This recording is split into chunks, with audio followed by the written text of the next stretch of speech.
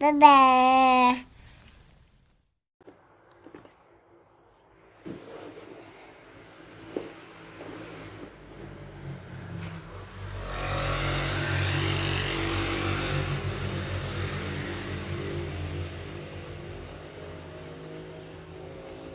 Ei, Regi!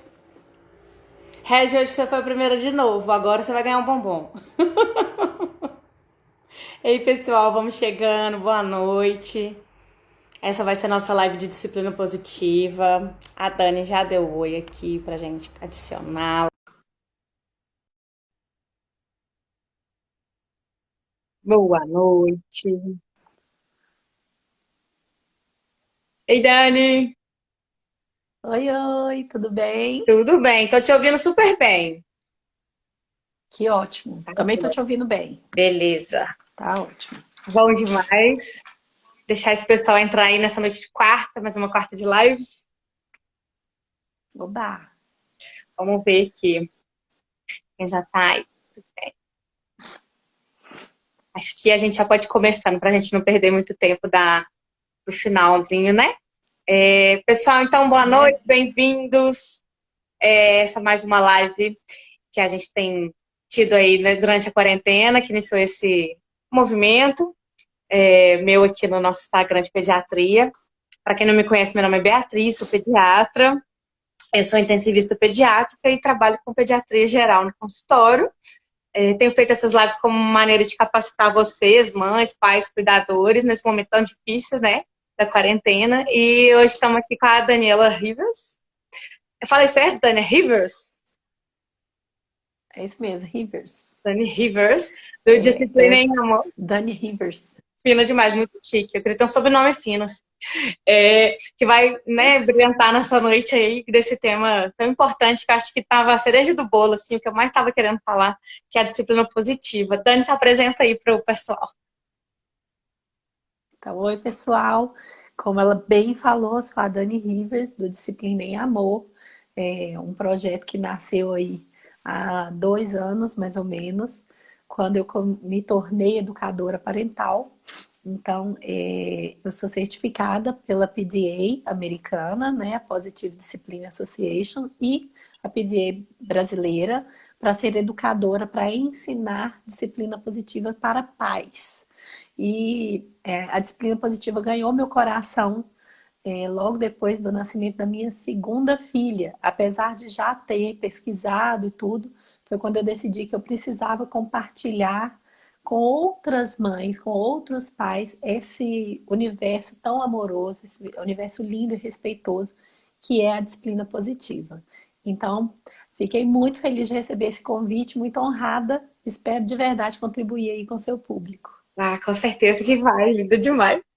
Ô, Dani, então, para muitas pessoas, acho que para a maioria das pessoas aí que vai nos assistir, eu acho que é um tema novo, apesar de a gente, né, na nossa conversa a gente teve para organizar essa live, a gente sabe que não é um tema novo, mas que para a maioria Não. das pessoas vai estar tendo esse contato pela primeira vez com esse tema de disciplina positiva. Então, fala para a gente um pouquinho, assim, primeiro, o que não é disciplina positiva, porque eu acho que é o mais mistificado, assim, tem muito conceito errôneo, então o que não é disciplina positiva? Vamos lá. Até eu tinha, sabe, esses preconceitos sobre a disciplina positiva, e por isso é que eu gosto de começar falando o que não é. A disciplina positiva, primeira coisa, não é permissividade. Muita gente acha que o tal do positiva significa não falar não para a criança, e não tem nada a ver. Isso foi algo assim que eu tinha um preconceito enorme. Eu falava, gente, eu não posso ir para esse lado porque não dá para ser permissiva, porque o meu perfil não permitia isso, né? E a disciplina positiva não é permissividade. Ela também não é uma máquina, eu brinco assim, né? Não é uma máquina de fazer filho perfeito, porque tem gente que acha assim, beleza, então eu vou aprender a disciplina positiva e vou ter filhos perfeitos, não vou ter problema nunca mais. Não é naquele negócio que a gente põe o filho aqui e ele sai perfeitinho do lado de lá. É, também não são técnicas infalíveis que vão funcionar o tempo todo com todas as crianças do mesmo jeito, tá? Então, assim, Disciplina positiva, ela não vai para ser um passe de mágica. Ela é uma abordagem. E aí entrando o que é, então. Tá bom, então o que que é? Não é isso aí, não? O que que é, então? Ela é uma abordagem, né? É uma abordagem que vai fazer de forma eficiente com que os pais transformem esse dia mais leve, o dia a dia mais leve, com uma linearidade respeitosa. Ela trata de relações lineares. Então, ela meio que coloca no mesmo grau, no mesmo nível, pais e filhos, pais e crianças, adultos e crianças, né? Então, ela trata nesse nível a abordagem, porque a disciplina positiva afirma que todos nós somos dignos de respeito, independente da idade que nós temos, independente da formação, origem, credo, cor.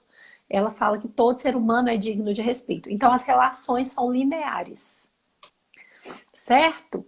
Então, ela é uma abordagem onde ninguém é superior a ninguém, ninguém é mais importante do que o outro.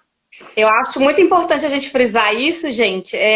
Eu sei que todo mundo quer aquela receita de bolo que vai fazer plim e vai dar certo e a vida vai ficar ótima, só que isso não existe para nada, né? Uhum. Então, a gente Pra tem que nada. ter. Eu já estou falando isso daqui, tem algumas lives, quem já viu as outras lives sabe, mas assim, cada família tem um contexto, cada família tem um histórico, um background, né, de onde está vindo aquela família, o que aquela família pensa, quais são as condições daquela família, o ambiente. Então, isso torna tudo que a gente for fazer tem que ser adaptável, né, tem que ser adaptado para aquela realidade. Então, assim, ainda não temos aquela receita de bolo maravilhosa da vida perfeita. Porém, a gente tem ferramentas para tentar melhorar e fazer com que as coisas funcionem da melhor maneira possível. Então, nisso entra a comunicação não violenta, que foi a última live, e entra a disciplina positiva, que vai ser, né, essa a live de hoje.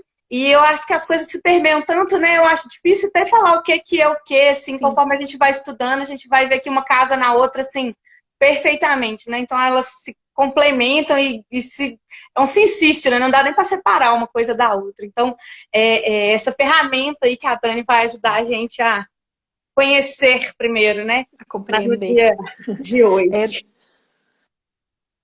nos meus workshops, normalmente eu apresento assim, parentalidade positiva ou a parentalidade respeitosa, criação respeitosa de filhos. E aí eu sempre coloco a disciplina positiva, comunicação não violenta, neurociência, porque elas andam muito juntinhas e elas se contribuem, não é isso?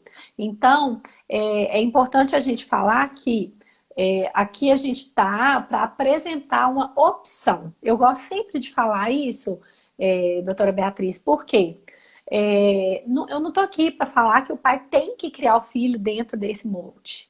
Né? Porque cada um tem seu filho, cada um faz as suas escolhas de como vai criar seus filhos. Né? Eu acho que a responsabilidade é muito pessoal. Mas a gente está aqui para oferecer mais uma opção, uma alternativa, uma nova forma de ver, de pensar, de raciocinar. E eu queria contar um pouquinho sobre de onde que veio a disciplina positiva, né? Porque tem gente que acha que é uma modinha nova, acabou de chegar e isso é uma modinha, esse povo está inventando e falando sobre isso. E na verdade não é. A disciplina positiva, ela foi criada pela doutora Jane Nelson, né? Ela escreveu o livro Disciplina Positiva, o primeiro dela, que é o de capa amarela, foi escrita lá no início da década de 80. Então, assim, estão quase 40 anos já de caminhada. Mas ela se baseou, para escrever esse livro, ela se baseou nos estudos de Alfred Adler e Rudolf Dreikels, que são do início do século passado, lá pela década de 20. Eles são contemporâneos de Freud. Então, não é uma coisa nova. É algo muito embasado, muito estudado e de século para trás. Então, ali naquela época, nos contemporâneos de Freud, eles já falavam sobre essa questão da linearidade de relações. Imagina, naquela época era difícil até de pensar nisso, né? Era uma época que nem mulher tinha o direito de voto, não tinha direito de apitar nada. Hoje a gente vê as mulheres aí conquistando seu lugar no mercado, e para a gente é até difícil imaginar uma vida que não fosse assim. Mas naquela época não era, então eles foram muito criticados. né, naquela época. E eles já falavam sobre mulheres, crianças, e naquela época ainda tinha escravidão, e tudo isso eles falavam que as relações elas deveriam ser lineares. Com base nisso, a doutora Jane Nelson criou a disciplina positiva e várias ferramentas práticas para ajudar pais e mães no dia a dia, tornar essa parentalidade mais leve. E ela conta no livro dela, eu acho ótimo contar isso, que ela conta no livro dela, que ela parou no momento do dia e falou com o filho dela assim, eu já te falei mais de 100 vezes que você não pode fazer isso. E ela falou, gente, se eu falei mais 100 vezes, alguma coisa está errada em mim. Quer dizer que Porque não se tá eu falei de 100 funcionando, né? vezes, não está funcionando. Não está funcionando desse jeito. Que jeito então que pode funcionar? E ela foi estudar, ela era uma educadora já estudiosa, estava fazendo mestrado e foi estudar. E por causa disso desenvolveu para ajudar a Si, que tem 7 filhos. Ela tem 7 filhos, agora já tem neto, já deve estar tendo bisneto, né? Ela tem 7 filhos e ela falou, eu preciso descobrir alternativas, porque falar 100 vezes não está funcionando. Entendeu? Então, por isso, ela desenvolveu, e eu acho assim, é uma abordagem que reduz o mau comportamento, é uma abordagem que ensina sobre respeito, sobre a autonomia das crianças, sobre autodisciplina, autorregulação, sobre empatia, sobre resolução de problemas. E quem não quer isso para os filhos, né? É o que a gente Quem não precisa, quer que né? filhos aprendam esse tipo de coisa? E a abordagem da disciplina positiva, ela vai, o foco dela não é no resultado imediato. Apesar da gente conseguir muitas coisas de uma hora para outra, sim, tem coisa que você fala, ah, funciona. Não, não é que funciona. Mas o foco dela não está no curto prazo. O foco dela está muito mais na formação desse indivíduo ao longo dos anos. Que tipo de indivíduo é esse que a gente vai entregar para a sociedade? Né? O que a gente está formando nele? Porque tem muito pai, por exemplo, que fala assim, eu quero filho responsável. Mas eu ensino ele a ter responsabilidade no dia a dia? Eu tenho dado oportunidade para o meu filho desenvolver essa habilidade que eu quero que ele tenha lá no futuro? Então, é sobre esse tipo de coisa que a disciplina trata, a disciplina positiva trata. Não é isso? Então, ao contrário do que muita gente pensa, não é sobre permissividade e também a gente não quer traçar o caminho da rigidez. A gente, por que não encontrar um meio termo, né? Onde a gente não deixe tudo e nem negue tudo. Então, eu gosto muito dessa junção de coisas que a doutora Jane Nilson traz, né? De gentileza com firmeza.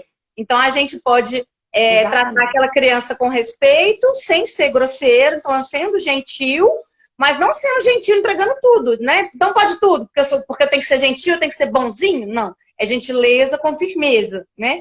Criando esse ambiente aí de cooperação, que é o que você fala, né? Se a criança não coopera, não tem esse desenvolvimento dessa autonomia na casa, como é que ela vai ser um adulto proativo? Né? Como é que eu quero ter um filho responsável se eu não ensino responsabilidade? Então, se eu não ensino a criança a fazer as coisas, como eu vou cobrar aquilo depois? Então, eu acho que esse grande tchan do negócio, né, da disciplina positiva, eu acho que é o É grande isso aí. sacado.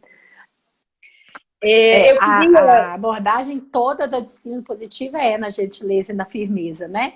E uma coisa, desculpa ter te interrompido, só para reforçar algo sobre isso, a gentileza e firmeza, isso é importante porque tem gente que, tem muitos pais, eu tenho uma dinâmica inteira no meu workshop para explicar essa diferença. Por quê?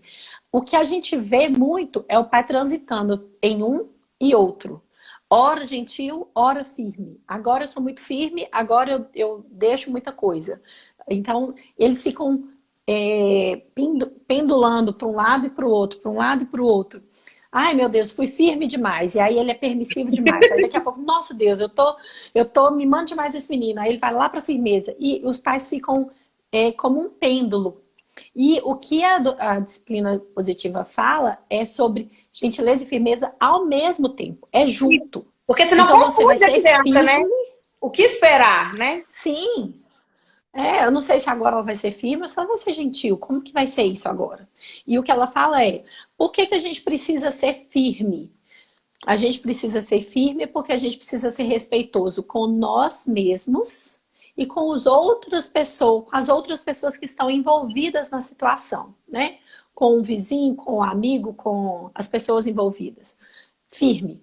E a gente precisa ser gentil, porque a gente precisa ser respeitoso com a criança. Então, isso tem que caminhar junto. A criança precisa saber que existe margem onde ela pode andar. Dentro desse limite, você tem liberdade, mas existem limites bem estabelecidos na nossa casa. Na sociedade, onde você for, existe limite. A criança não pode viver num ambiente de muita permissividade, porque não é assim no mundo. Existem leis, existem regras onde quer que ela vá, né? Então, elas precisam de limites para crescer, e aí nós temos uma pediatra que vai falar melhor do que eu sobre isso. A criança precisa saber no desenvolvimento dela mesmo, ela precisa de ter limites para fazer. Então, o que eu queria reforçar é gentileza e firmeza ao mesmo tempo, é junto o tempo todo. Perfeito, Caminhando junto na hora de fazer as orientações para os filhos. perfeito, perfeito, Dani. Dentro dessa questão aí que você falou aí, do neurodesenvolvimento, né? Então, como que a criança aprende? Como é que funciona o desenvolvimento cerebral? Então, eu não sei se todo mundo sabe, a gente tem uma audiência bem heterogênea, então vou falar assim para quem ainda nunca ouviu falar nada a respeito. O cérebro da criança, ele não tem um grau de maturidade que o cérebro do adulto tem. Primeiro, a criança não consegue abstrair muito, a criança tem um raciocínio muito concreto. E a criança não tem aquela percepção que é feita pelo córtex pré-frontal, esse mais anterior, que é dessa questão de convivência em sociedade, limites, regras. Isso são coisas que têm que ser ensinadas, não são coisas inatas, né? É um aprendizado. Então, quando a gente vai ensinar para a criança, a gente tem que ter noção disso. E também que tanto a criança, até inclusive o adulto também, tende a voltar para o que a gente chama de cérebro reptiliano durante uma ameaça, né? Mas a criança só tem esse cérebro imaturo, digamos assim. O que é isso? A gente, diante de uma ameaça, qualquer coisa, né? Uma coisa que nos confronte, não quer dizer uma ameaça física, mas assim, uma ameaça, às vezes, né, imaginária. Qualquer confrontamento, perdão. O que a gente tende a reagir? Aquela reação de fugir ou lutar, né? Então, qualquer confrontação que a criança, no caso, sinta-se pressionada naquele jeito, ela vai ter uma dessas duas reações, ou lutar ou fugir. Então, por isso que a criança tem essa resposta de muita agressividade, às vezes, birra, respostas inadequadas, às vezes de bater. Então, é uma queixa muito grande. Meu filho bate em mim, o que eu faço? Aquele bebê, né, aquela criança de lá para os 2, 3 aninhos, tem muito essa questão do reagir batendo. Ou então, o outro lado, ao invés de lutar, fugir. Que é se retrair, não conversar, não expressar o sentimento, essa frustração. Então, a criança pequena tem essa dificuldade de autorregulação, né, quando confrontada. Então, o que seria autorregulação? A criança não tem essa maturidade de parar e pensar, olha, por que será que isso está acontecendo? O que eu fiz de errado? O que eu posso melhorar? Isso não, é muito para pedir para uma criança, principalmente uma criança novinha. Então, isso é muito importante quando a gente for ensinar para a criança, a gente ter um pouco de empatia, se colocar no lugar da criança e não cobrar da criança algo que ela não tem como entregar, né? Como é que eu vou cobrar de uma criança de 2 anos deitada no chão do shopping, maturidade? Não tem jeito, né? Então, Não dá. a gente tem que ter essa empatia, se colocar no lugar da criança, que é o que essa criação respeitosa, usando todos esses mecanismos, diz muito, né? A criança, ela tem que ser respeitada, né? Porque ela é criança que a gente não vai respeitar. Se a gente fosse tratar um adulto que estivesse diante de uma crise, você já foi consolar sua melhor amiga ali que teve um problema com o marido, ou brigou com o namorado, e você não falou pra ela assim, que besteira, para de chorar, isso não tem nada a ver. Então, assim, se aquela criança fosse um adulto, você estaria tratando ela daquele jeito? Então, a gente tem que pensar muito nessa questão do neurodesenvolvimento quando a gente vai lidar com a criança. O que a criança é capaz de dar pra gente? O que a criança apresenta? E uma outra coisa que eu tenho falado muito aqui também nas lives é a questão do neurônios em espelho. Porque a criança aprende o que ela vive. A minha mãe escrevia nas minhas pastinhas Brasil, que a gente levava umas pastas Brasil para a escola, ela escrevia assim, a criança aprende o que vive. E acho que a minha mãe é uma mulher muito sábia e ela já sabia disso lá atrás. Então a criança aprende o que vive por quê? Porque não adianta eu falar que não pode uma coisa se eu demonstrar que pode. Então a primeira coisa é aquilo. E a outra coisa é, se eu me irrito e grito diante de uma situação que a criança me confrontou, o que eu espero que aquela criança vá fazer quando ela for confrontada? Então é muito dessa questão de pensar. Ela aprende assim, né? que a criança está se espelhando nas nossas reações, nas nossas emoções, no nosso modo de expressar. Então, quando a gente for confrontado, a gente tentar dar aquele pause na cena.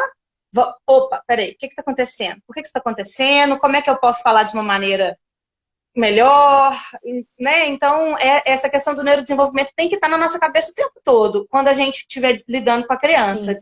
Peraí, eu posso cobrar isso dessa criança? Então, vamos devagar. E o que eu estou apresentando para aquela criança? Logo, o que eu posso querer que ela me espelhe?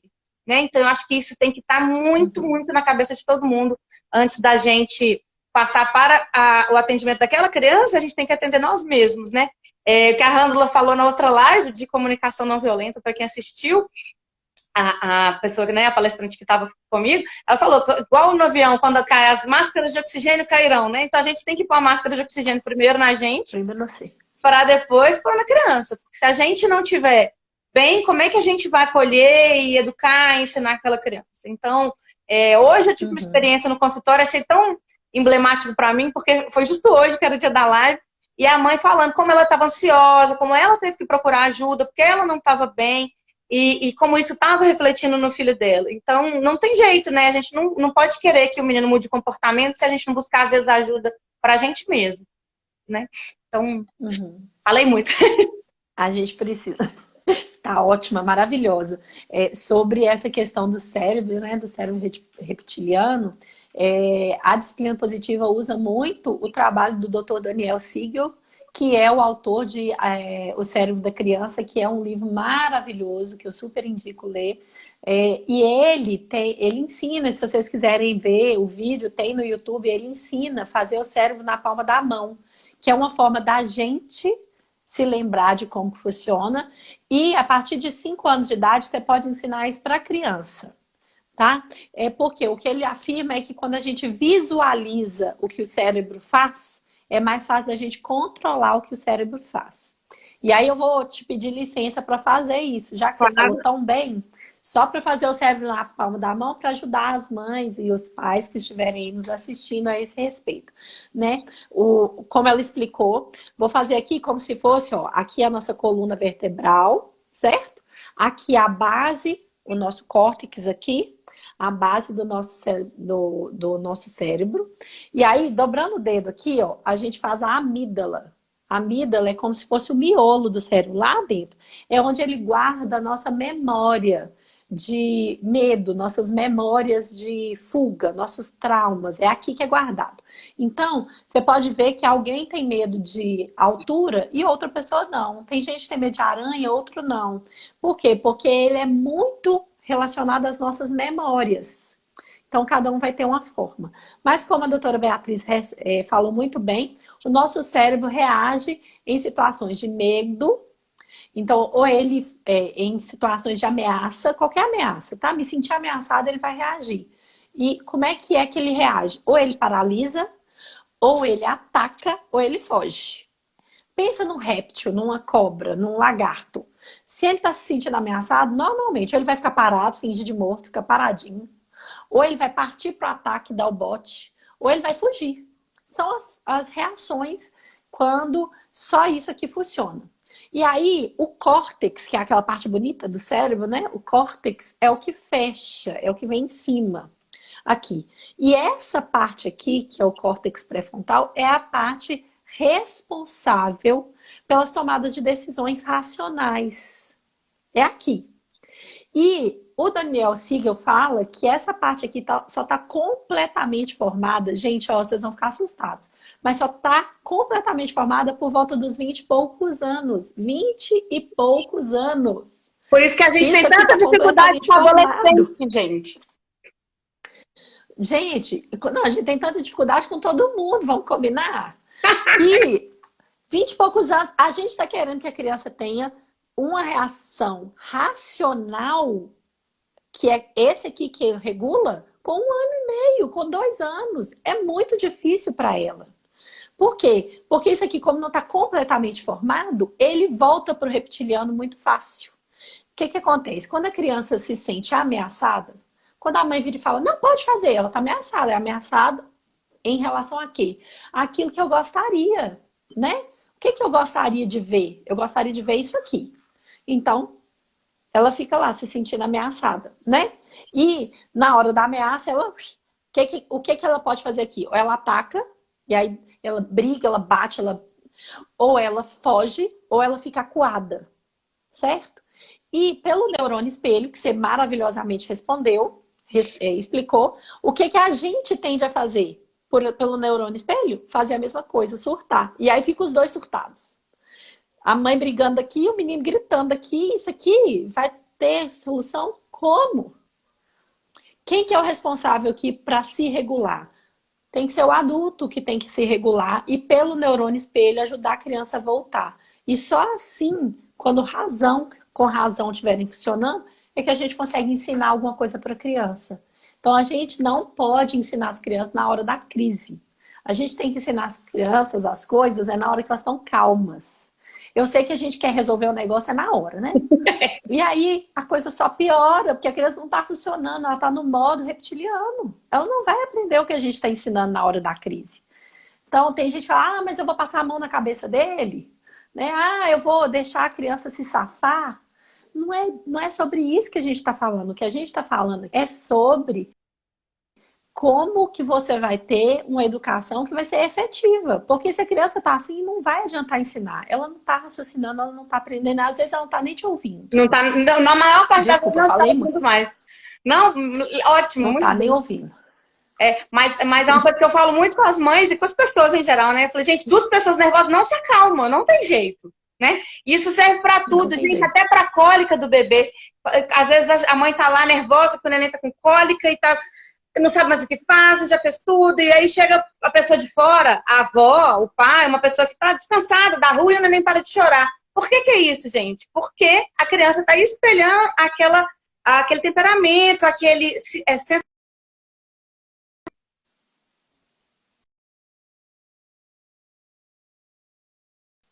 esqueci de desativar o meu tempo de tela aqui, ele já me alertou que estourou meu tempo de tela. Eu também tenho alarmes para mim mesma, viu, gente? Acho que todo mundo precisava fazer isso. Mas então, falando da cólica, né? Então, às vezes, porque o neném também tem neurônios no espelho, e ele é o que mais vai também aprender por espelho. Então, isso é desde sempre, né? Então, uma das perguntas que mandaram aí, é possível aplicar precoce antes de 1 ano? Super! Por causa disso, a gente vai fazer essa modulação, né? Essa autorregulação. Então, se a gente segurar a onda, que não é fácil, porque às vezes na hora da raiva dá vontade de enforcar e torcer o pescoço, mas se a gente segurar a onda, a ideia é que a criança espelhe esse comportamento. E isso é o que a gente quer, né? Vai dar certo toda hora, 100% das vezes para todas as crianças? Não. Mas com o tempo, com a repetição daquele padrão, aí isso tende a concretizar e florescer, né? Uma outra coisa que eu gosto de frisar é que, assim, criação de filho, gente, é uma missão de vida. Não é algo que você vai ensinar para a criança agora e ela vai aprender agora. A gente vive num mundo muito imediatista, né? A gente quer ensinar para a criança, já te falei isso, aí. Não é possível que eu já te falei isso, é lógico que você já sabe. E a criança aprende por repetição. E ela aprende por imitação, principalmente. A criança vai aprender muito mais com o que a gente faz do que com o que a gente diz. Perfeito. Então, a gente precisa ser exemplo. Então, na hora que eu fico frustrada, na hora que eu fico nervosa, eu tô sabendo me autocontrolar? Ou eu perco o controle? Porque meu filho vai aprender com isso. Meu filho aprende com o que ele vivencia, muito mais do que com o que ele ouve. Né? Então, assim, eu vi aqui alguém perguntando sobre responsabilidade. Como ensinar responsabilidade? A gente ensina responsabilidade dando responsabilidade. E a disciplina positiva fala muito, e uma coisa que eu gosto de falar quando eu faço isso é: erros são excelentes oportunidades de aprendizado. O problema é que na nossa sociedade, erros são condenáveis. Né? A gente condena o erro. A criança tem que pagar pelo erro. Errar é ruim. E a disciplina positiva já trata o erro de outra forma. E isso, os nossos erros como mães, porque nós vamos errar muitas vezes, né? Os nossos erros como mães e os erros das crianças. Elas são ótimas, mais ótimas oportunidades de aprendizado. Quando você erra, você tem a oportunidade de aprender com isso. Então, na hora que a criança fizer algo de errado, ao invés de brigar com ela, você fez errado, né? Por exemplo, vou chutar aqui vou dar aqui um exemplo bobo. Minha filha derrubou o leite na mesa. Esbarrou e derrubou. E aí eu olhei pra cara dela e falei, ih, uma bagunça. E agora? Porque a bagunça tá feita, né? E aí essa aí é uma oportunidade de eu ensinar para minha filha uma habilidade. Olha só, uma oportunidade de ensinar habilidade. Qual é? E agora? Agora precisa limpar. Olha aí a responsabilidade de sujou, limpa. Eu tenho que dar oportunidade para a criança de limpar. Agora tem que limpar. Vamos pegar um pano? Aí eu pego o pano, em vez de eu mesma limpar, eu entrego o pano para ela. Ah, Dani, mas ela vai sujar mais. Ok, gente, mas eu preciso dar oportunidade para minha filha Para aprender. E olha quanta Senão ela diferença, não vai aprender Dani. nunca. Olha quanta diferença se você virasse e falasse assim: ô menina, você é muito desajeitada, você derramou o leite todo. O que você está ensinando para essa criança? Que ela é ruim, que a autoestima dela vai, ó, né? Então, que ela é inadequada, que ela é Eu não faço nada desajeitada, certo mesmo. né? Então, e aí você vai Eu e não você faço luta nada com isso. certo. Então, olha só, né, assim, você deixou de perder uma oportunidade de ensinar alguma coisa. Então, primeira coisa, que todo mundo comete erro. Segunda coisa, que a gente pode remediar. E como remediar? Né? Isso que você falou, dar oportunidade para a criança também. Então, eu vejo, nossa, tanto... Eu faço sempre no consultório a avaliação do desenvolvimento da criança, né? Do desenvolvimento neuropsicomotor. Então, todas as consultas a gente avalia se a criança está atingindo aqueles marcos de desenvolvimento esperados para a idade, né? E é tão comum algumas coisas tipo, veste a roupa com auxílio, ou tira a roupa com auxílio, ou já usa colher. Muitas vezes a criança que deveria fazer naquela idade não faz. Porque ela tem algum problema neurológico? Porque ela tem algum atraso? Não, porque nunca deixaram ela fazer. Eu falo, não, ela não faz isso não. Mas você já deixou ela fazer? Ah, não. Às vezes chega aqueles meninos grandes, 8 anos, a mãe quer subir o menino na maca. E, gente, tem que deixar o menino. Né? Então, Deixa assim, ele escalar, gente. os pequenininhos já têm altura. Eu falei, ó, o que, é que nós vamos fazer? Nós vamos dar um background, nós vamos dar um suporte. Então, você vai subir, eu vou te ajudar. É diferente. Então, isso para tudo, né? Então, essa oportunidade a gente não pode perder.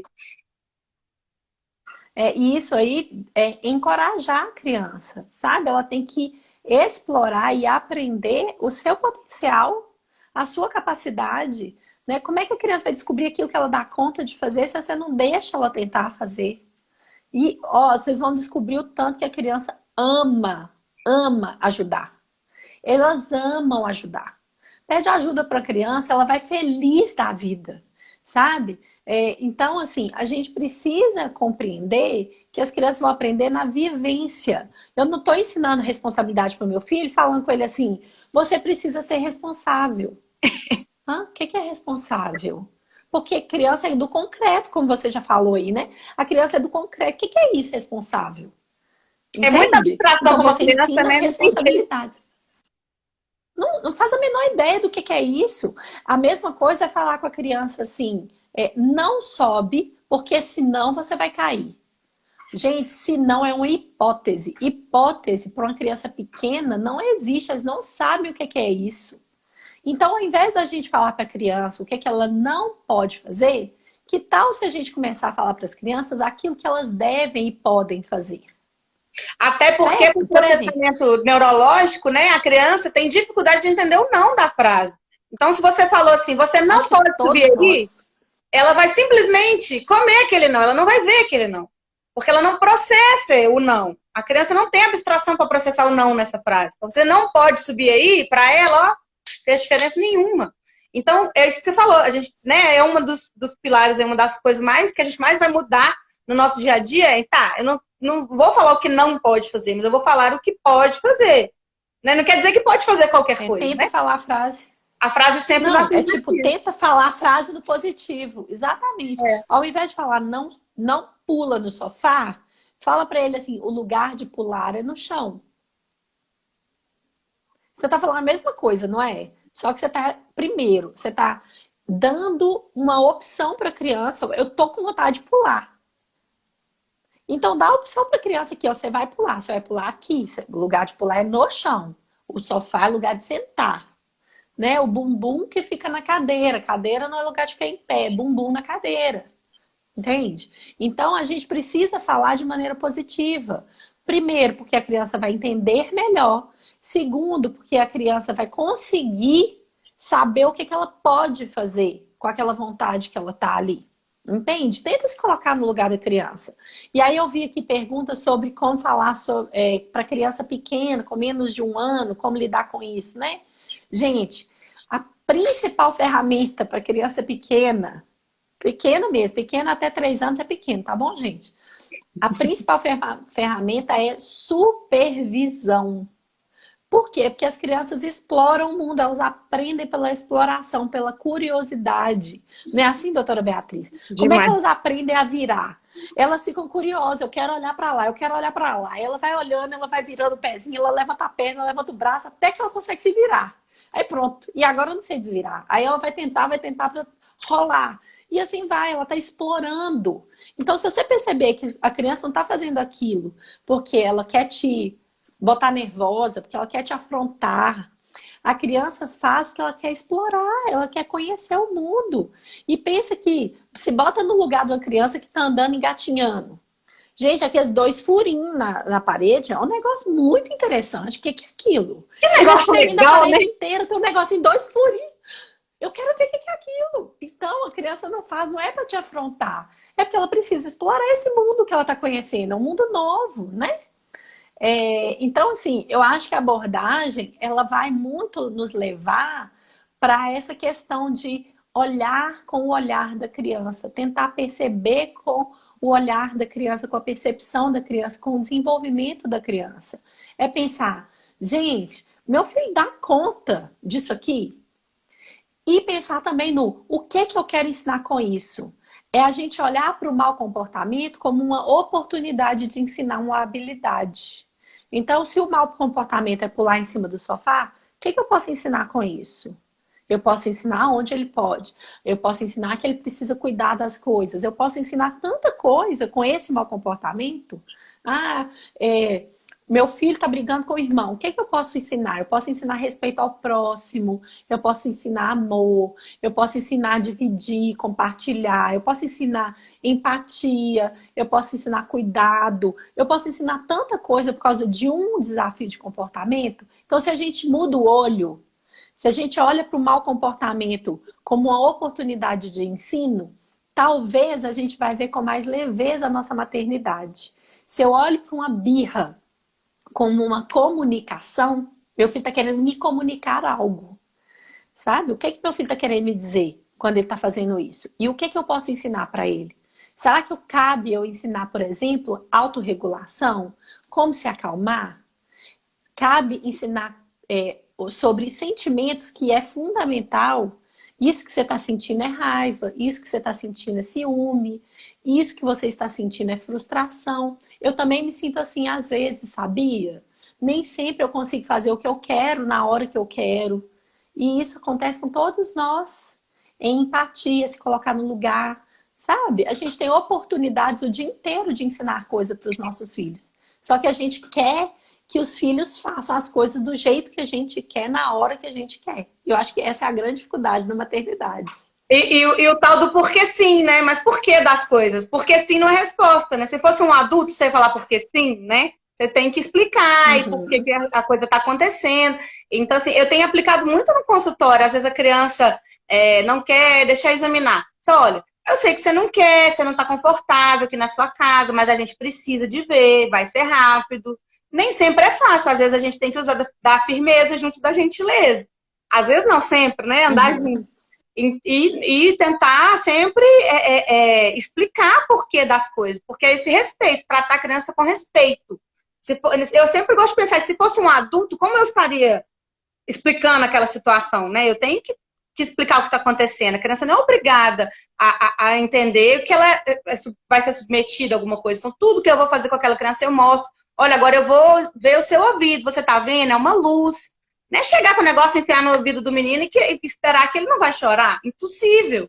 Então, eu acho que isso no dia a dia também as mães tentarem fazer isso de forma empática. Eu acho que tudo passa pela empatia. E a gente tem que ter empatia com a criança também.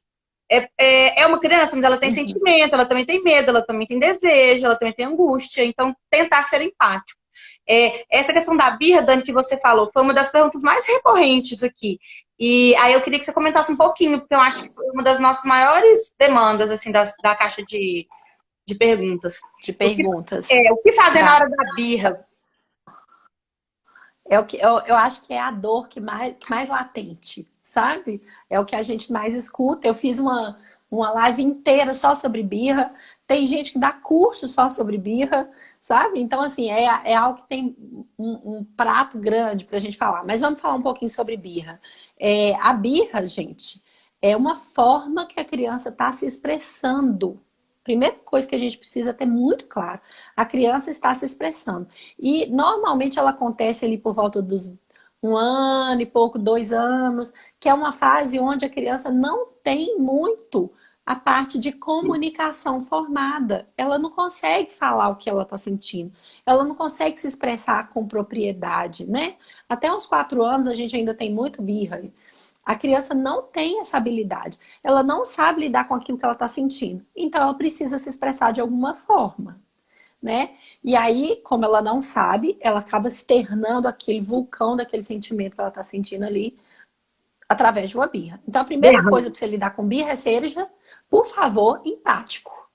Vai berrar, vai se estapear, vai espernear no chão, vai gritar. E aí a gente precisa primeiro ser empático com a criança, né? Ah, por que que ela teve uma crise de birra? Por exemplo, eu vou pegar uma situação assim bem daquelas que toda mãe fica com os cabelos arrepiados só de imaginar, né? Estou passeando com o meu filho no shopping e ele me pediu um brinquedo e eu falei não. Aí ele se joga no chão, no meio do shopping.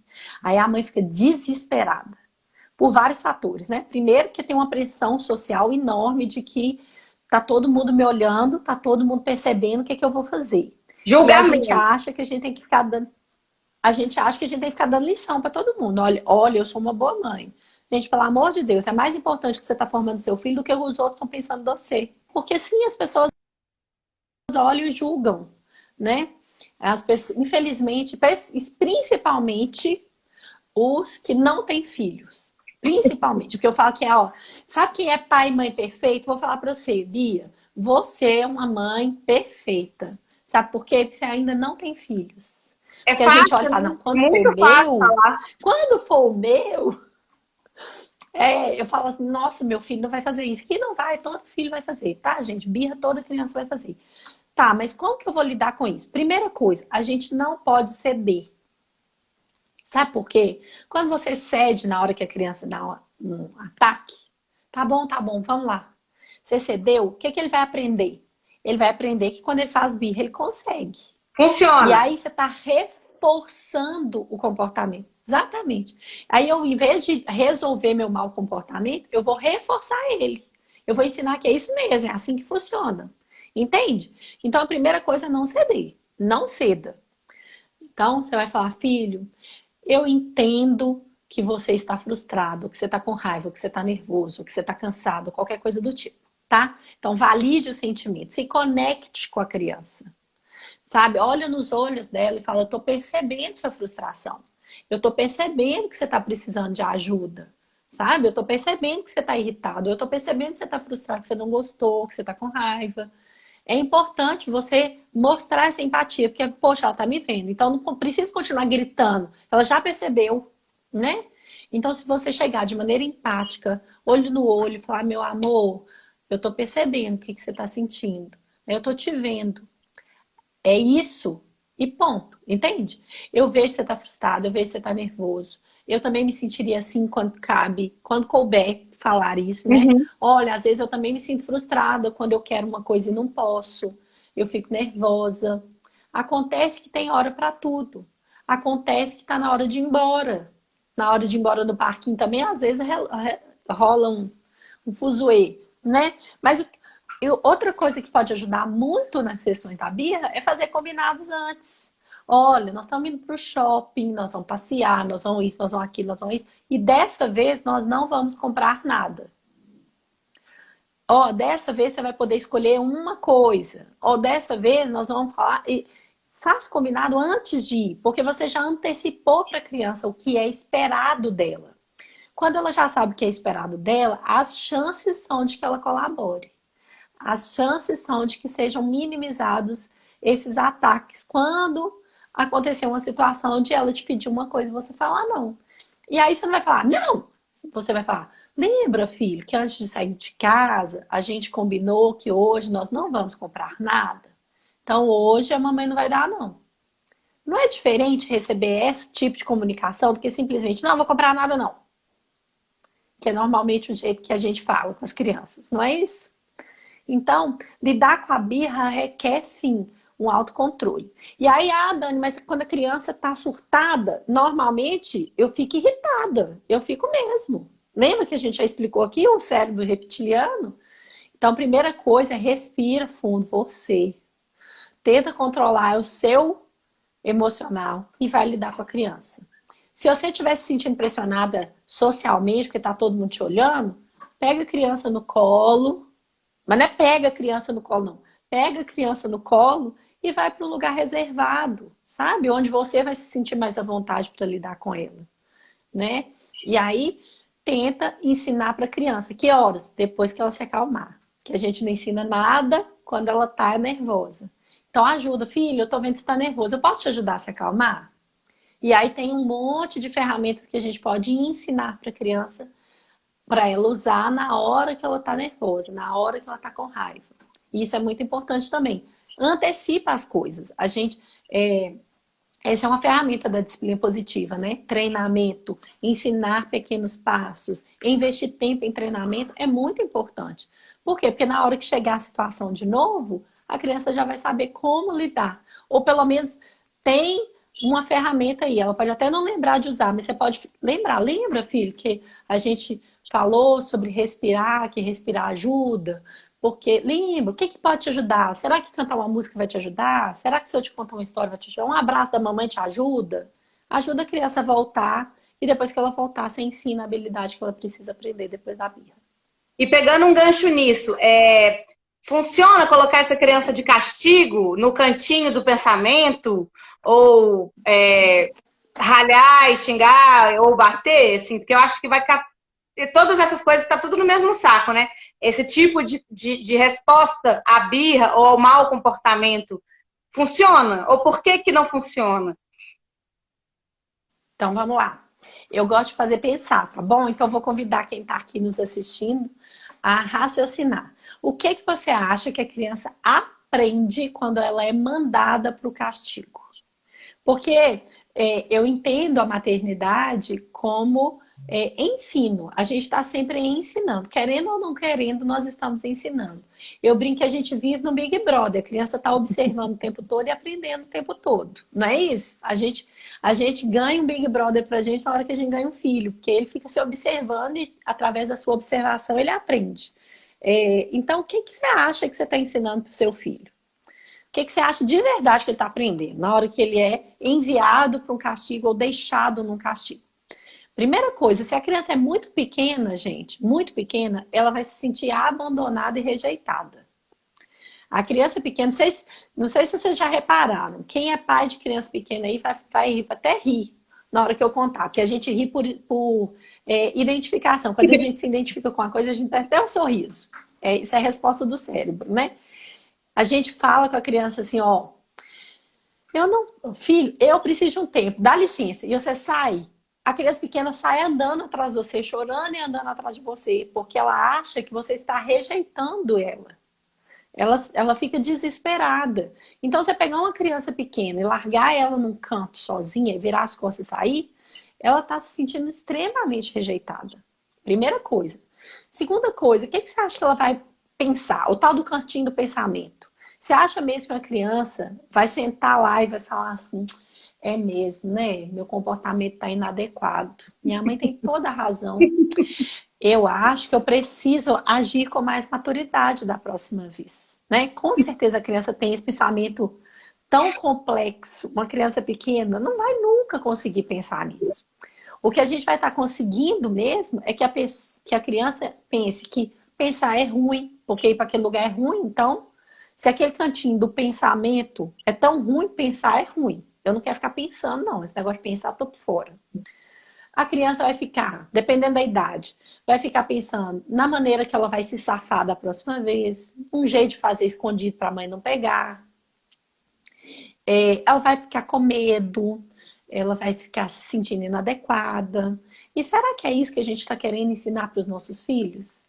Será que a gente está querendo formar adultos inseguros, que não sabem o seu valor, que não gostam de pensar, que não gostam de admitir erros, que vão querer esconder os seus erros, não sabem assumir aquilo que fazem? Será que é isso que nós estamos querendo? Porque se a gente está querendo ensinar habilidades para o futuro, talvez o melhor mecanismo não seja esse, né? E aí eu não estou dizendo aqui que não funciona, tá bom? Não estou dizendo aqui que dar uma palmada não funciona para interromper um mau comportamento. Talvez até funcione, né? Talvez interrompa na hora. A criança toma um tapa, ela assusta e aí não vai fazer. Nosso Deus. E aí eu não acho que é aprendizado, na minha teoria pessoal, tá? Isso para mim não é aprendizado. Isso para mim é condicionamento. Igual você condiciona cachorro de que ele não pode fazer xixi naquele lugar. Ele não aprende, porque um animal ele é irracional. Então não é um aprendizado, é condicionado. Você condiciona. E eu acho que a criança fica condicionada. Eu não faço porque eu tomo um tapa. E não porque isso é o certo, né? E eu não quero que o meu filho faça certas coisas porque eu estou vigiando ele. Eu quero que meu filho faça o que é certo porque é certo. Se eu estou ali presente ou não. Na minha frente ou não. Eu não quero que meu filho faça as coisas certas porque tem alguém vigiando. Eu quero que meu filho faça as coisas certas porque é o certo a fazer. Não é Entende? obedecer por E para medo, né? ensinar... Não é obedecer por medo, é obedecer porque é o certo. Porque é o certo. Eu quero que o meu filho lá no futuro, na hora de tomar suas decisões, ele saiba o que é certo e o que é errado. Mas isso não vai ser aprendido agora, na hora, de uma hora para outra. Isso é algo que requer sim esforço, nós vamos ter que ensinar e vai dar trabalho. E isso a gente precisa compreender, não é fácil. É claro que se a gente for falar para crianças pequenas aqui, eu vi uma pergunta falando sobre criança brincando com a água do vaso.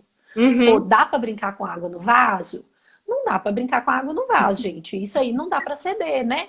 Regras são regras e tal. Tá bom, e como é que nós vamos fazer? Poxa, vamos pensar lá na cabecinha da criança. Gente, é um negócio que tem água dentro. Na cabeça dela pode ser um balde isso. É uma água, uma vasilha com água lá dentro. Que legal, eu quero brincar com água. Então, que tal se você der alguma brincadeira para ele que ele possa brincar com água? Ao invés de ser o vaso, entende?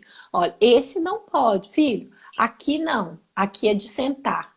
Aqui é o banheiro. Esse aqui é lugar de sentar para fazer xixi, para fazer cocô. Não é lugar de brincadeira. Vamos brincar lá fora? Sabe, se é muito pequenininho, gente, é redirecionar. Você pega a atenção da criança e direciona para outra coisa. Sempre redirecionar é uma excelente ferramenta. Então a criança está indo lá com o dedinho na tomada, você redireciona ela. Olha outro brinquedinho aqui, distrai. Eu falo que os avós usam isso muito.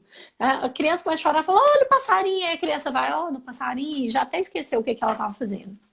Porque as crianças, a atenção delas é muito difusa, porque elas querem aprender, né? Elas estão ávidas pelo aprendizado. Então redireciona a criança. Aqui em casa, eu tenho uma filha de 1 ano e 8 meses. A porta do banheiro fica fechada. A tampa do vaso fica fechada. Por quê? Porque ela vai ter curiosidade. Ela já não mexe no vaso, não. Acho que eu nunca tive esse problema de mexer dentro do vaso, não. Mas ela é uma escaladora nata. Então ela escala no vaso e vai mexer na pia e abre a torneira para brincar. E aí tem hora que a gente escuta só o barulho da torneira. Então, nos banheiros que o vaso fica muito do lado da pia, ela vai conseguir fazer isso, eu deixo a porta fechada, porque ela ainda não abre a porta.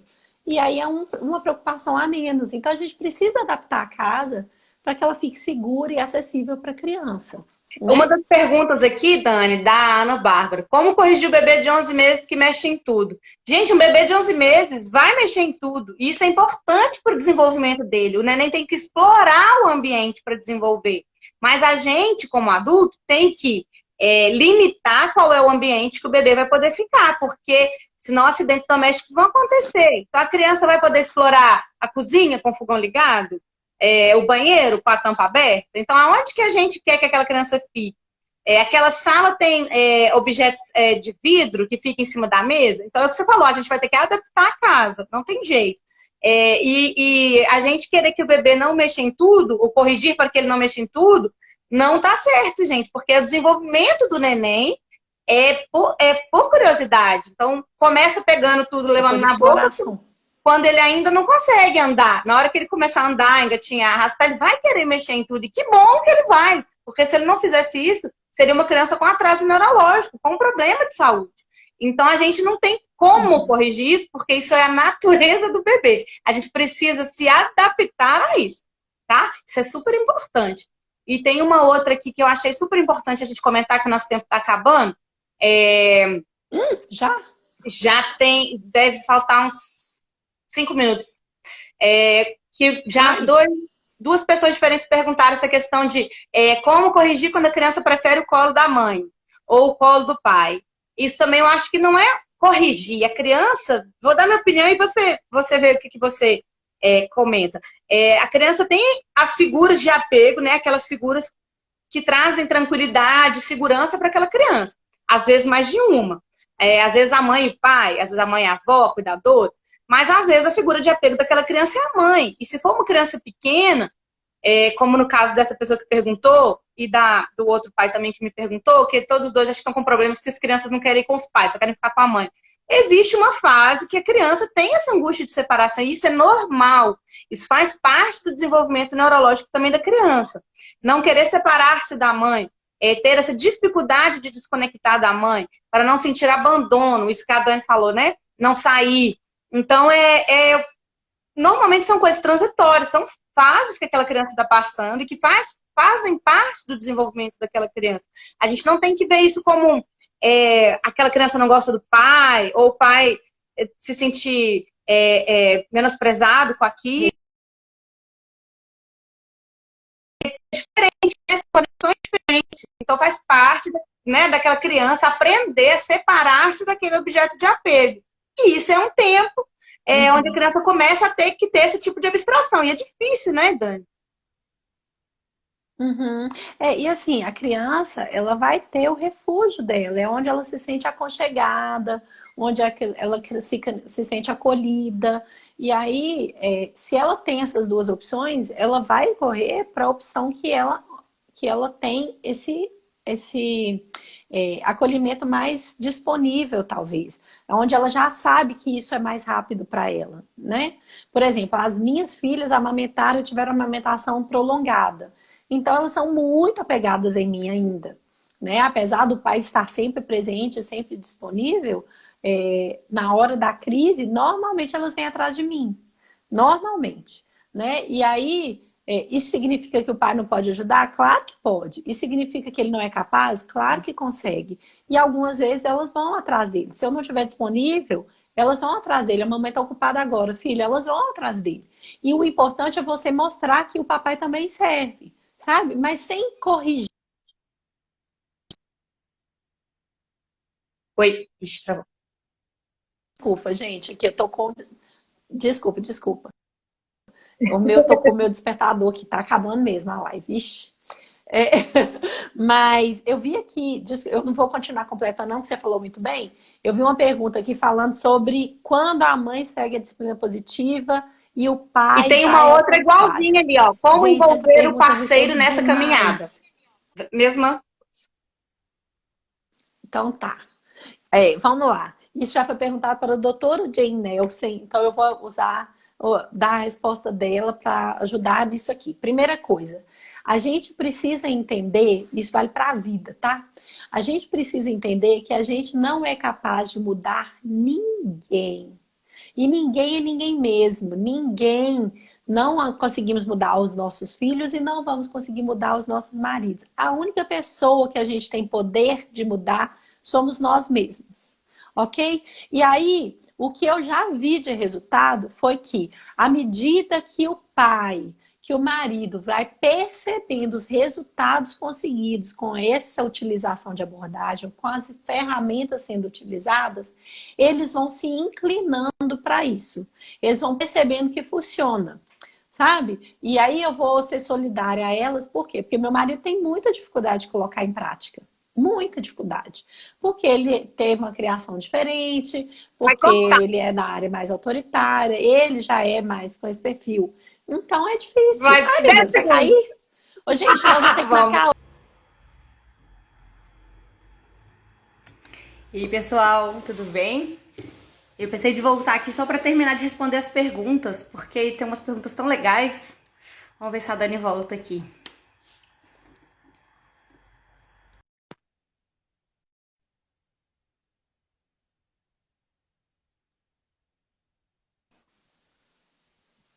Oi, voltamos. Oi, pronto. Ô, Dani, Demorou para eu pensei aparecer da para mim. gente, eu pensei da gente voltar para só para a gente responder mais algumas perguntas, porque tem umas perguntas importantes e bem legais. Uhum. Então, Vamos você lá. tava falando sobre a dificuldade de convencer os parceiros, às vezes, né, das mães que estão já na empreitada, de criar com amorosidade, respeito, usando essas ferramentas de disciplina positiva, comunicação não violenta, e às vezes o marido não embarcou ainda nessa jogada junto aí. O que você estava falando aí?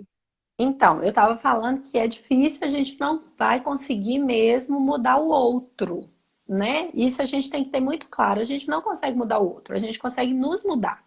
E aí, de repente, com o seu comportamento, com a visualização dos resultados que você vai adquirindo, o seu parceiro vai percebendo a eficácia disso. Porque, vamos pensar assim, é legal quando a pessoa fica tentando te convencer de algo que ela pensa e que você não pensa igual, que você não concorda. É um saco a pessoa fica falando na sua cabeça, não, mas você já falou isso, eu não quero saber. É muito melhor quando a pessoa começa a perceber resultados. É muito melhor quando ela começa a ver que você está mais tranquila, que a sua maternidade está ficando mais leve. Poxa, eu vejo que você está mais tranquila. Nós, crianças, pararam de reagir de tal forma. Ou esse jeito que você falou, achei legal, sabe? Então, às vezes, a forma que a gente está lidando com a criança e essa forma que a gente está conseguindo a colaboração da criança vai ser a ferramenta de conquista do nosso parceiro ou dos outros cuidadores, né? Por exemplo, foi assim que eu consegui o apoio da minha família, da minha mãe e tal. Por quê? Porque eles acham admirável a forma que eu li. Não, a minha mãe mesmo fala assim, não, minha filha, eu não sabia disso na minha época, que pena que eu não te tratei assim, né? Que pena que não foi assim na época.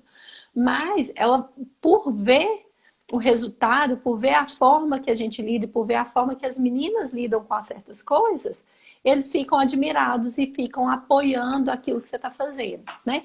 Por mais que o outro não consiga fazer do jeito que a gente faz. E isso é uma outra coisa muito importante. A gente tem que cuidar da nossa expectativa, porque a gente deposita uma expectativa muito grande no outro. E isso serve para as crianças também. Às vezes a gente tem uma expectativa Perfeito. enorme em cima das crianças que elas não dão conta. Bota uma carga nas costas da criança enorme. Ela não vai dar conta de realizar aquilo, sabe? Então a gente tem que tomar cuidado com as nossas expectativas com os nossos maridos. Às vezes eles simplesmente não vão dar conta. E a gente precisa respeitar as limitações do outro, porque isso é respeitoso, né? E a disciplina positiva não fala só de pais e filhos, mas ela fala com uma vida Da respeitosa, a vida. linearidade da vida, das relações. Então vamos respeitá-los, respeitar as limitações e celebrar as evoluções, né? Celebrar os pequenos Isso. avanços, isso é fundamental. A gente faz muito reforço nas coisas ruins, né? Às vezes tá dando tudo certo, uma coisa que vai errada, nossa, aí deu tudo errado. Né? Então, assim, é isso, celebrar cada pequena É, conquista e usar os erros, as dificuldades como aprendizado, né? Dani, exatamente. E não perguntaram se condenar, várias... Desculpa. Não se não, sem condenar, né? problema. Desculpa, pode concluir. A gente tem que tomar cuidado porque existe um peso muito grande, né? Lá na outra live eu vi um dos primeiros comentários falando sobre esse peso, que acha que a disciplina positiva trouxe peso. E não é isso que a disciplina positiva prega, na verdade é justamente o contrário. sabe? O encanto da disciplina positiva é que ela pode dar leveza para a maternidade.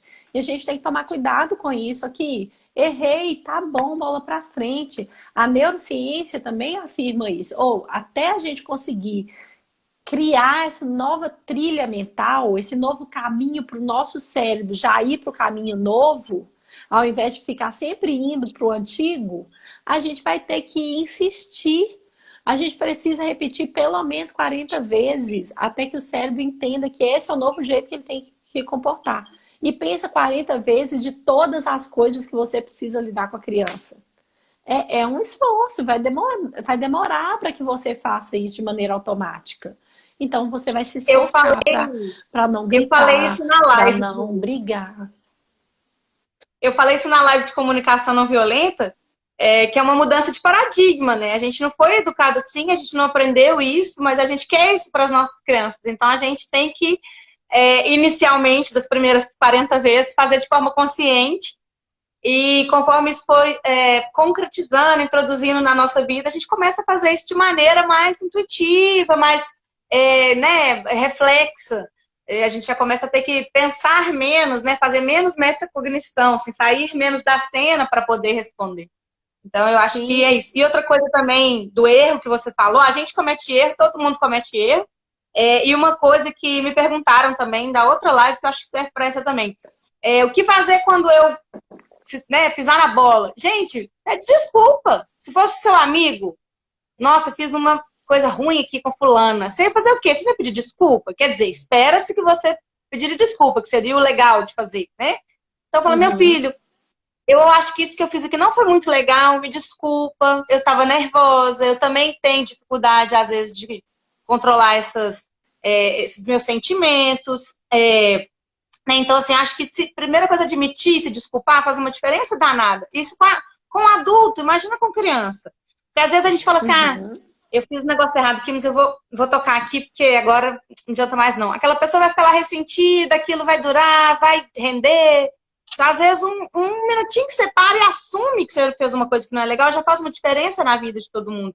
Então, reconciliar e resolver. Essa coisa do resolver também eu acho muito legal, que a Janice coloca esses erros, né? Reconhecer, reconciliar e resolver. Então, a gente reconhece que fez o erro, admite, reconcilia, pede desculpa. E tá, e o que a gente pode fazer para resolver? Então, assim, olha, eu sei que a gente brigou por causa disso, assim, né? Eu sei que a gente brigou por causa disso, assim, mas o que a gente pode fazer, então, para resolver esse problema? Né? E isso, né? Eu acho que, nossa, isso vale tanto para a vida, não só para a criação de filhos, né? Assim, para a lida com o marido, com o colega de trabalho, para tudo, né? Então, tudo bem, isso deu errado, mas o que a gente pode fazer? E na hora que a gente consegue a cooperação da outra pessoa, principalmente da criança, né?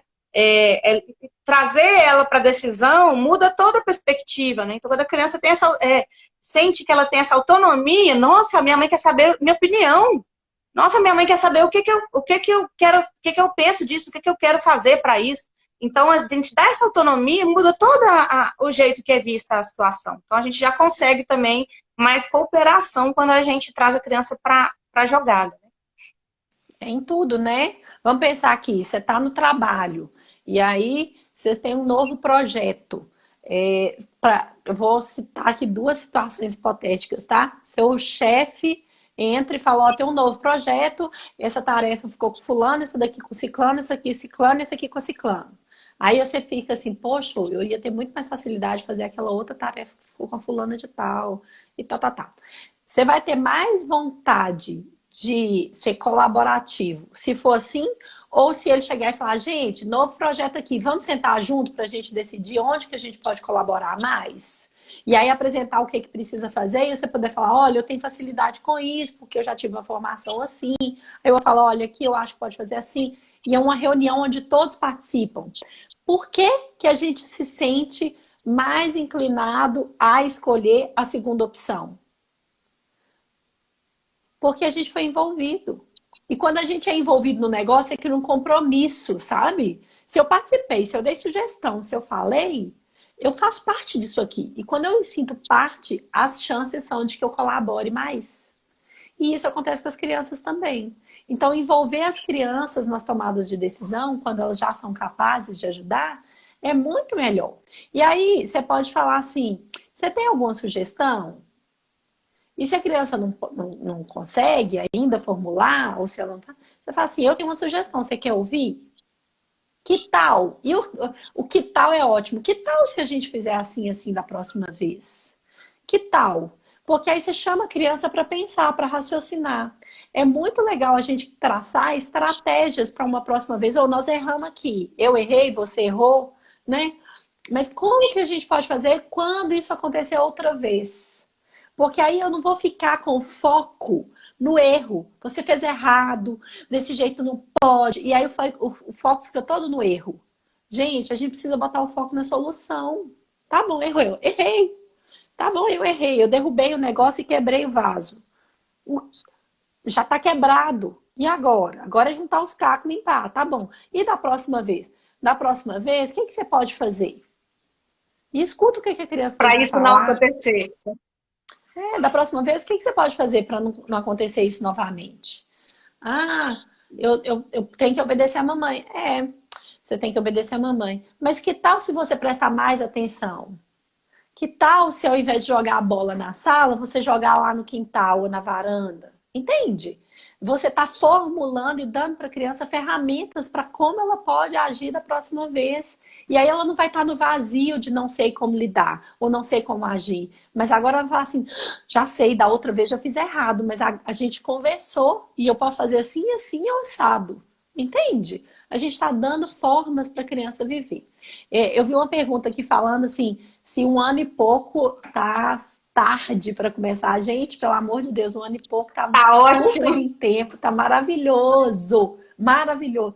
Eu vi na outra live alguém perguntando se com 9 anos de idade ainda dá. Gente, Ainda é sempre tempo. dá. Dá sim. A doutora Juliana, que é até uma pediatra também, Juliana Franco, ela começou com os filhos adolescentes. E ela recuperou a conexão dela de mãe com os filhos. E por isso ela é assim, tão defensora da disciplina positiva. Então dá para começar sim. Existe disciplina positiva para adolescente, pais que não têm conexão nenhuma, filhos que entram em casa, ficam trancados no quarto e não conversa mais com os pais, sabe? Porque tá faltando conexão, porque tá faltando envolvimento, porque tá faltando amor, tá faltando respeito. Então é sempre tempo de disciplina positiva. Existe disciplina positiva para casais, existe disciplina positiva para família, para empresa. Até para a empresa já tem disciplina positiva. Então, assim, disciplina positiva é para a vida. E a gente precisa estar com a mente aberta para isso, assim. Entender que isso vai mudar nossas relações, independente da idade. Quanto antes, melhor, né? Maravilhoso.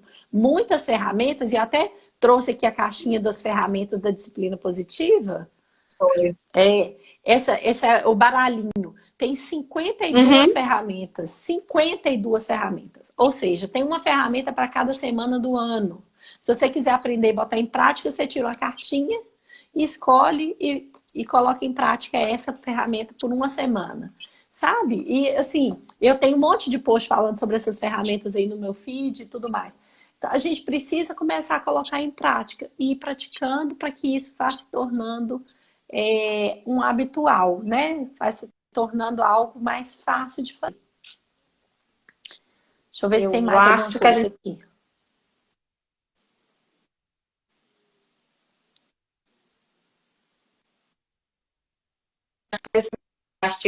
Eu acho que a gente fez todas as perguntas. Pessoal, eu vou. As que mandaram na caixa de pergunta também eu vou responder no feed, nos stories, quer dizer, para ficar salvo. Todas as lives, cada live está ficando um destaque nos stories, com as respostas, com alguns posts que têm conexão com aquele tema. Então, assim, quando você tiver tempo, eu não estou tendo tempo para ver a live toda de uma vez, vê aos pouquinhos, está ficando salvo no IGTV. Tem aqueles destaques que são relativos, então tem vários posts que você pode ler em 1 minuto cada um sobre aquele tema, que vai te trazendo um pouco para aquele tema.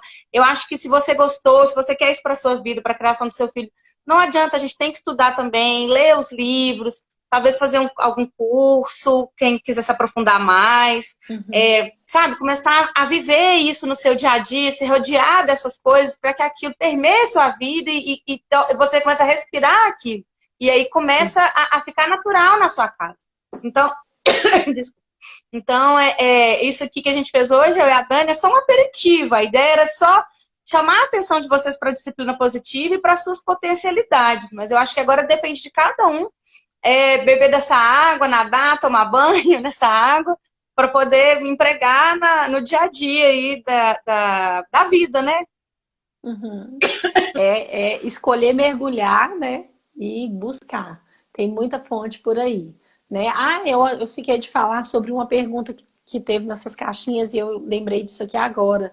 Perguntar sobre o temperamento da criança. Gente, esse temperamento é um assunto assim enorme. Eu tenho um videoaula gravada no meu site, para quem quiser depois, é só entrar, www.disciplinaeamor.com.br, tá lá de graça, onde eu falo de 9 traços de temperamento. Então é muita coisa. Mas sim, tem que considerar o temperamento da criança na hora de lidar com ela. A gente precisa verificar isso, porque isso vai facilitar a nossa lida. Vai facilitar a gente ser intermediador das relações. Certo? Acho que é a última e acho que é isso mesmo, né? Vamos escolher se é isso, se esse é o caminho, que você se aprofunde nisso. Tá? E eu tô sempre disponível. Muito obrigada aí pelo convite. Oi, gente. Adorei, Dani. Muito boa. Adorei nossa live. Prazerão ter você aqui. Obrigada. Conhecer você mais Obrigada. pertinho. Muito obrigada. Boa noite. Obrigada Boa noite, pessoal. Um beijo. Com Deus. Beijinho. Tchau, tchau. Você também. Bye-bye.